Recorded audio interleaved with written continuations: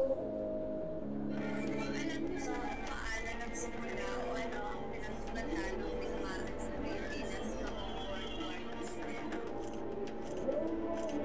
Nagsimula ito dahil sa matinding ambisyon ng Japan na palawakin ang kanilang kapangyarihan. Matapos silang sakupin ang bahagi ng China, pinagtriya nila ang Timog Silangang Asya para sa likas na yaman. Isa sa mga target nila ang Pilipinas na noon ay nasa ilalim ng Amerika. Noong Disyembre 8, 1941,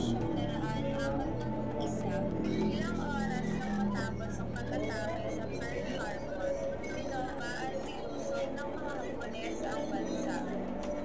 Dito nagsimula ang matinding paglaban ng mga Pilipino at Amerikano. Pero higit sa lahat, lumaban ang mga Pilipino para sa bayan, pamilya, at dangal para sa atin. Hindi ito simpleng digmaan. Ito ay laban para sa ating kinabukasan.